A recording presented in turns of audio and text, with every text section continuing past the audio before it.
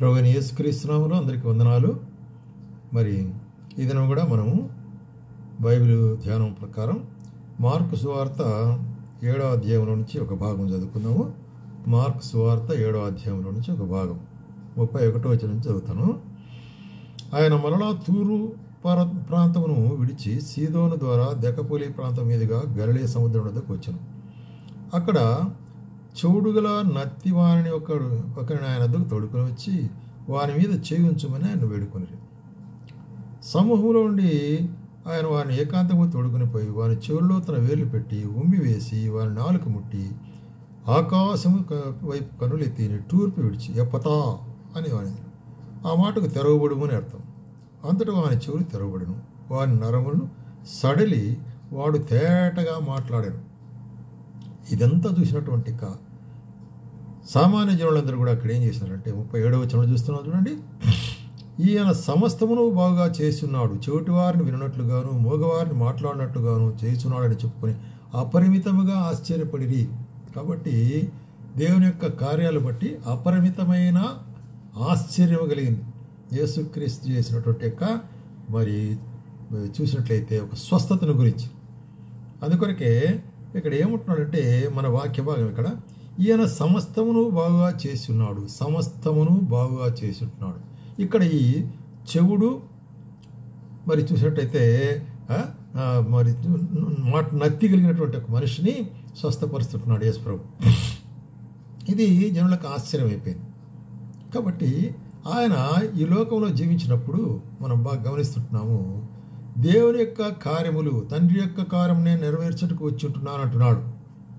తండ్రి యొక్క కార్యములు నెరవేర్చుటకే నేను వచ్చినాను అంటాడు కదా. లూకా సువార్తలో మనం గమనించినట్లయితే లూకా సువార్త 19వ అధ్యాయంలో 37వ వచనం, లూకా సువార్త 19వ అధ్యాయము 37వ వచనంలో ఏం చెప్తున్నాడంటే ఇక్కడ రైట్, ఒలీవ కొండ నుండి దిగిన చోటికి ఆయన సమీపించున్నప్పుడు శిష్యుల సమూహమంతా సంతోషించు, ప్రభు పేరట వచ్చు రాజు స్తుతించబడునుగాక అని ఆయన చెప్తూ వచ్చిన. పరలోకమందు సమాధానమును సర్వోన్నతమైన స్థలంలో దేవునికి మహిమ ఉండునుగాక అని తాము చూసిన అద్భుతములన్నిటినీ గూర్చి మహాశబ్దముతో దేవుని స్తోత్రం. అది కాబట్టి జన సమూహము ఆయన ఒలీవ కొండలో దిగి వచ్చినప్పుడు ఎదుర్కొని ఆయన స్తుతిస్తుంటున్నారు కదా.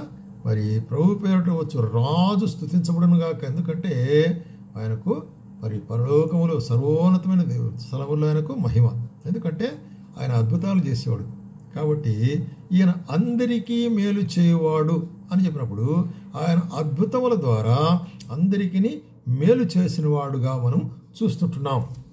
అదే మనం యోహాను సువార్త 10వ అధ్యాయంలో కూడా ఏమంటాడంటే యేసు ప్రభు ఇక్కడ యూదులు ఆయన చుట్టూ వచ్చి మరి ఈయన ప్రవక్త లేకపోతే మరి చూసినట్టయితే మెస్సయ్యనా కాదా అనే విషయం చాలా సందేహం వల్ల.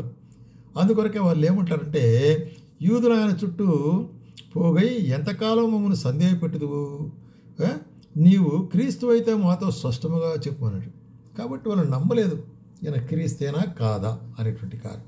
అప్పుడు యేసు ప్రభు ఏం చెప్తున్నాడంటే, అందుకు యేసు నేను మీతో చెప్పింది కానీ మీరు నమ్మరు, నేను నా తండ్రి నా ముందు చేస్తున్న క్రియలు గురించి సాక్ష్యం. కాబట్టి నేను మీతో చెప్పినప్పుడు మీరు నమ్మలే, అయితే నా తండ్రి క్రియలు నేను చేస్తున్నానే దాన్ని బట్టేనా మీరు నమ్మండి కదా. అయితే మరి నా తండ్రి నామం చేస్తున్న క్రియలను బట్టి మీరు నన్ను నమ్మవచ్చు అంటాడు. కాబట్టి యేసుక్రీస్తు ప్రభు లోకంలో ఉన్నప్పుడు యూదుల మధ్యలో, యూదుల దేశంలో, యూదుల రాజ్యంలో సంచరిస్తూ తిరుగుతూ మరి అనేకమైన కార్యాలు చేస్తున్నాడు. కానీ వాళ్ళు క్రీస్తుని నమ్మకుండా విన్నారు. అయితే మరి నమ్మిన వారికి ఆయన ఏం చేశాడు, మరి అనేక మేలును చేసినాడు. కాబట్టి యేసుక్రీస్తు ప్రభు మరి వారి మధ్యలో చేసినటువంటి మేలు లేక అద్భుతాలు అనేటువంటి మనము మత్తయి సువార్త, మార్కు సువార్త, లూకా సువార్త, యోహాను సువార్త 4 సువార్తల్లో మనం గమనించినట్లయితే దగ్గర 37 మరి ఆయన అద్భుతాలు చేశాడు. 37 సందర్భాలు మనకు చూపిస్తున్నాడు అద్భుతాలు చేసినట్టు. ఆయన అందరికీ మేలు చేయవాడు. మరొకసారి ఆ థీమ్ వర్డ్ నీకు చెప్తున్నాను, అందరికీ మేలు. ఎట్లా అంటే ఆయన మరి యోహాను సువార్త 2వ అధ్యాయంలో కానా ఊరిలో పెళ్లికి పోయినాడు. అక్కడ పెళ్లిలో మరి సంతోషంగా ఉండేటప్పుడు కావలసిన ద్రాక్షారసం అయిపోయింది, అందరికీ దుఃఖం అయిపోయింది. అయితే ఆయన మరి నీళ్లను ద్రాక్షారసంగా మార్చి వారి సంతోష పరిపూర్ణ చేసినాడు. అట్లాగే యోహాను సువార్త 4వ అధ్యాయంలో మనం చూసినట్లయితే ఒక అధిపతి, మంచి పేరు పొందినట్టు అధిపతి తన యొక్క మరి కుమారుని యొక్క మరి ఎంతో వ్యాధితో ఉంటున్నాడు, భయంకరమైన వ్యాధితో ఉంటున్నాడు, మరి చనిపోయే స్థితిలో ఉంటున్నాడు. అప్పుడు యేసు ప్రభు అతన్ని కుమారుని స్వస్థపరిచి ఆ తండ్రికి ఆదరణ కలిగించాడు. చూసావా, ఆయన ఆదరణ కలిగించినాడు, వారికి సంతోషం ఇచ్చినాడు. అట్లాగే మనము చూసినట్లయితే మరి దయ్యములు పట్టిన వారిని ఆయన మార్కు సువార్త 1వ అధ్యాయం 26వ వచనంలో దయ్యము పట్టిన వారిని ఆయన దగ్గర తీసుకొచ్చినప్పుడు ఆ మనుషుని గద్దించినప్పుడు అతని మీద ఎంతో జాలిపడి ఆ మనుషుని గద్దించినప్పుడు ఆ దయ్యాన్ని గద్దించాడు ఆయన. అప్పుడు దయ్యము పరిగెత్తిపోయింది. అట్లాగే మరి ఒక కుష్ఠరోగము కలిగిన వాడిని ఆయన దగ్గర తీసుకొచ్చినప్పుడు ఏం చేశాడు ఆయన? ముట్టి వారి మీద కనికెరపడి ముట్టి కుష్ఠరోగాన్ని స్వస్థపరిచినాడు. ప్రేమ వల్లరా ఎందుకు ఇవన్నీ చెప్తున్నా అంటే ఆయన అందరికీ చూడండి అన్ని రకములైనటువంటి వారికి ఆయన మేలు చేసినాడు కదా. అట్లాగే మనం చూస్తుంటున్నాము ఒక పక్షవాయువు కలిగిన వారిని, మార్క్స్ వార్తలు మనం చూస్తుంటున్నాము. ఒక పక్షవాయువు కలిగిన వారిని మరి ఒక మంచం మీద పెట్టుకొని మరి నలుగురు తీసుకొచ్చి యేసు ప్రభు ఇంట్లో ప్రసంగం చేస్తూ ఉంటే అక్కడ దారి లేదు పోయేదని పైకి వెళ్ళి ఇంటి కప్పు తీసి అక్కడి నుంచి దించినారు కిందికి. అంటే వారి విశ్వాసం చూసి ప్రభు మెచ్చుకొని అతన్ని స్వస్థపరిచినాడు. కాబట్టి పక్షవాయువు కలిగిన వారిని స్వస్థపరిచినాడు. అట్లాగే చూసినట్లయితే ఒక ఊచ చేయగలిగిన వాడు, చేయి పడిపోయింది, అది పనిచేయదు కాబట్టి అతని ఏం చెప్పాడు ప్రభు? మరి నీ శ్వాసం స్వస్థపరుస్తుంది, నీ యొక్క చేయి చాపమన్నాడు. వెంటనే ఆ ఊచ చేయి చాపని వెంటనే స్వస్థపరచబడినది, ఊచ చేయగలిగిన వాడిని కూడా. అట్లాగే మనం చూస్తుంటాం ఇక్కడ చూసినట్టయితే ఒక మరి యవనస్తుని పాడ మీద మోసుకొని పోతుంటున్నారు. పాడ మీద మోసుకొని పోతున్నప్పుడు ఆమె విధవరాలు, ఇంకా ఆమెకు ఏ విధమైన సహాయం లేదు, కుమారుడు అక్కడే చనిపోయినాడు. ఇప్పుడు ఆయన చూసి పాడను ఆపి పాడను ముట్టి ఆయన స్వస్థపరిచినాడు. మరి చూసినట్లయితే జీవం అనుగ్రహించడం ద్వారా ఆ కుమారుడు లేచినాడు. కాబట్టి ఇట్లాగా ఎన్ని రకములైన అద్భుతమైన కార్యాలు ఆయన చేస్తూ వచ్చినాడు అనేటువంటి కార్యం. అదే మరి ఇంకా అద్భుతమైన కార్యం ఏంటంటే ఒకసారి 5,000 మందికి 5 రొట్టెలు 2 చేపలను ఆశీర్వదించి పంచిపెట్టినాడు. ఇది అద్భుతం కదా, ఇది సహాయం కదా. వారి ఆకలి తీర్చినాడు, వారి మీద కనికరపడినాడు. ఎందుకంటే వాళ్ళు 3 దినముల నుంచి ఆహారం లేదని ఆ జనులు మరి వారిని ఒట్టి చేతులతో పంపివేయకుండా వారికి ఆహారం ఇచ్చాడు.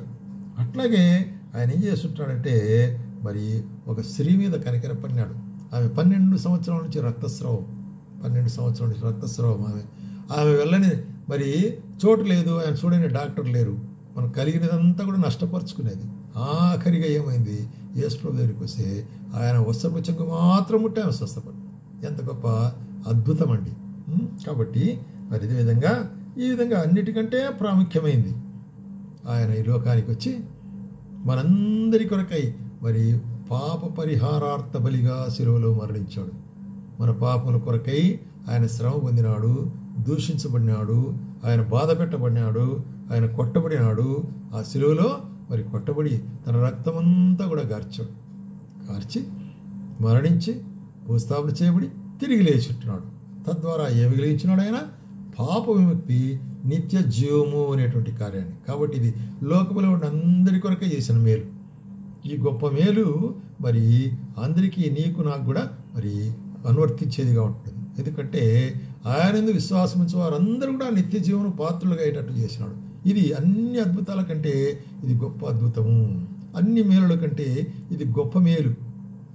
అందుకొరకే యోహాను అంటాడు, యోహాను సువార్తలో, యోహాను సువార్త 20వ అధ్యాయంలో ఏమంటున్నాడంటే, యోహాను సువార్త 20వ అధ్యాయము 30వ వచనములో ఆయన చేసిన కార్యాల గురించి ఏం చెప్తానంటే, మరియు అనేకమైన ఇతర సూచక్రియలను యేసు తన శిష్యుల ఎదుట చేసెను, అవి గ్రంథమందు వ్రాయబడి ఉండలేదు. యేసు దేవుని కుమారుడిని ఎరుగున నమ్మునట్లు, నమ్మి ఆయన నామనందు జీవం పొందినట్లు ఇవి మాత్రమే వ్రాయబడి ఉంటున్నవి. కాబట్టి చెప్పబడిని మాత్రమే రాసినారు, ఇంకా అనేకం ఉంటున్నదంట. అవన్నీ కూడా రాయాలంటే మరి గ్రంథము చాలదు. అందుకొరకే మరి యేసుక్రీస్తు దేవుని కుమారుడిని నమ్మేదాని కొరకై, ఆయనందు విశ్వసించేదాని కొరకై, ఆయనందు రక్షణ పొందేదాని కొరకే ఈ కార్యం. అందుకొరకే ఆయన అందరికీ మేలు చేసినవాడు. కాబట్టి ప్రేసవాడా, నీకు నాకు కూడా మేలు చేసినవాడు ఉంటున్నాడు. నీవు ఆయన నమ్మినట్లయితే ఆయన నీకు మేలు చేస్తాడు. ఈ లోకములో సమాధానం, పరలోకములో నిత్య జీవము, 2 రకమైన ఆశీర్వాదాలు మనం పొందుతాం. కాబట్టి యేసు ప్రభును ఇంకా నువ్వు నమ్మకపోతే ఈ దినమే యేసు ప్రభుకి నీ హృదయం అప్పగించుకో. యేసు ప్రభువా, నా హృదయంలోనికి కూడా రా, నేను పాపిని, నా యొక్క పాపం మీ యొక్క రక్తంతో కడగండి, పరిశుద్ధపరచండి, తద్వారా నాకు కూడా నిత్య జీవం అనుగ్రహించమని ఆయన అడిగినట్లయితే ఒక మంచి ఆయన చేస్తాడు. ఏమిటా మంచి? రక్షణ అనేటువంటి. కాబట్టి ఆయన అందరికీ మేలు చేసిన వాడుగా ఉంటున్నాడు. ప్రభుకు స్తోత్రం.